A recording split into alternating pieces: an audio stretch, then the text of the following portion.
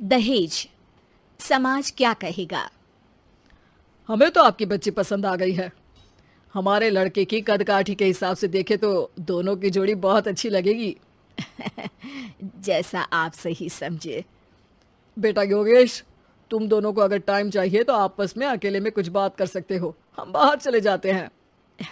जी पिताजी, जैसा आप कहें।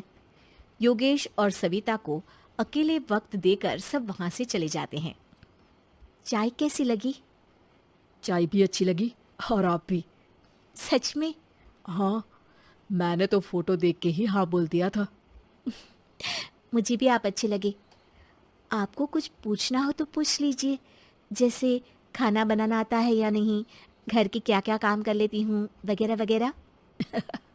वो तो मेरी माँ आपकी माता जी से पूछ ही लेंगी, वो मेरा डिपार्टमेंट नहीं है।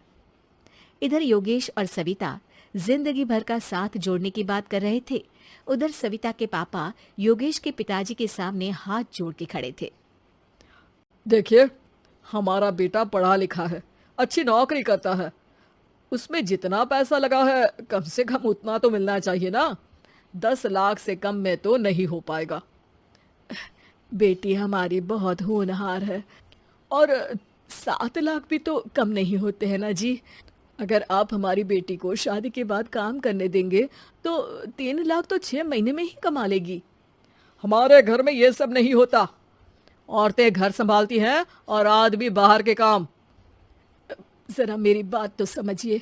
एक कार देने के बाद 10 लाख रुपए नगद देने में हमारी कमर टूट जाएगी और इसके अलावा टीवी फ्रिज तो देना ही पड़ेगा।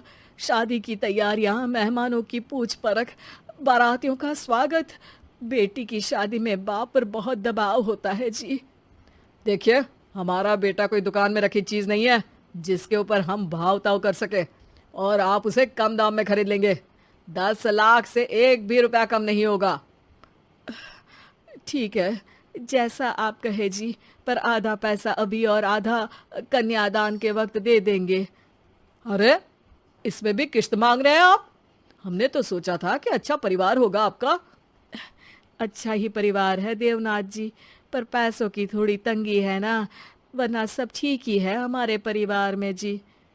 देवनाथ वहां से अपने बेटे योगेश को लेकर चले जाते हैं और कुंडली मिलवाई जाती है। 36 में से 32 गुण मिलते हैं। जल्द ही शादी का मुहूर्त भी निकल आता है। अब कन्या को बुलाइए। आओ बेटी, यहाँ बैठो। योगेश की बाई और। मंत्रोच्चार शुरू करते हैं। मंगलम भगवान विष्णु मंगलम गरुड़ध्वजा मंगलम। सविता के पापा सविता और योगेश के बीच में जाकर बैठ जाते हैं।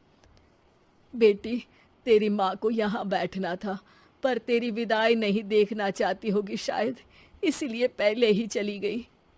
बाबा, हंसी खुशी का माहौल है, रोने का समय तो विदाई के वक्त होता है ना, तब ये इमोशनल अत्याचार कर लेना। अभी तो मुस्कुराइए, कैमरा आसपास ही है। तभी पीछे योगेश के पिताजी आ जाते हैं। अभी तक पैसे नहीं आया आपके यहाँ से? उठा लूं क्या बेटे को?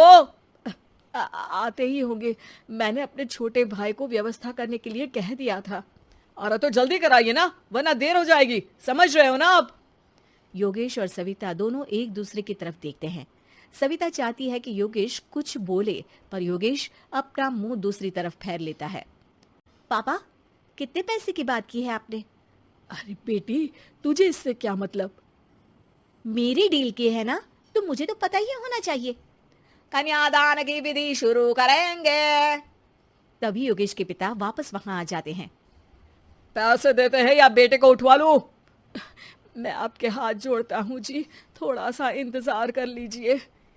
देवनाथ वहां से चले जाते हैं। तुम अपने पिताजी से कुछ कहते क्यों नहीं? उनके सामने कोई आवाज नहीं उठाता।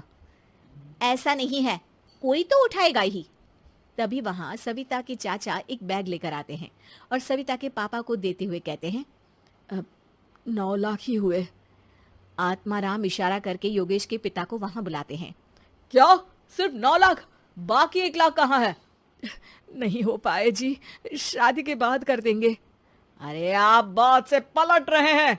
जल्दी से अभी के अभी पूरे पैसे लाइए, वरना बेटे को उठाऊं क्या? देखिए, मैं आपके पाँव पड़ता हूँ। रुक जाइए पापा, रिश्ते हाथ पकड़कर जोड़े जाते हैं, पांव पकड़कर नहीं। बेटी तू चुप रह। नहीं, ये कब से बस कह ही रहे हैं कि उठवा लूं, पर कोई उठ ही नहीं रहा। लो, मैं ही उठ जाती हूँ। बेटा, अपशगुन हुआ। दहेज लेना सबसे बड़ा अपशगुन है, पाप है, पाखंड है। और योगेश, तुम्हें मैं पसंद हूँ तो कुछ बोलते क्यों नहीं? और तुम्हारे पिताजी, अरे देवनाथ जी, आपके नाम में ही बस देव है, काम तो आपके असुरों जैसे हैं। पर गलती आपकी नहीं, गलती मेरे पिताजी की है, जो आप जैसे लोगों को घर की दहलीज भी चढ़ने देते हैं। लेकिन एक बात साफ है, मैं आपके घर की दहलीज कभी नहीं चढ़ूंगी। अरे बेटा, समाज क्या कहेगा? यही कहेगा कि सविता के भीतर की माँ दुर्गा जाग गई थी, जिसने पापा के खिलाफ, गलत के खिलाफ आवाज उठाई। आसपास के लोगों ने जोरदार तालियां बजाई। समाज की तालियों से पता चला कि समाज क्या कहेगा। समाज ने सविता की बात को स्वीकार भी किया और उसको अपने सर आंखों पर भी बिठा लिया। सविता के पिता में हिम्मत जागी और उन्होंने कहा, देवनाथ जी, आप कह रहे थे ना बेटे को उठा लूं क्या? उठा लीजिए। हमारी बेटी को आपका लड़का पसंद नहीं है और हमें आप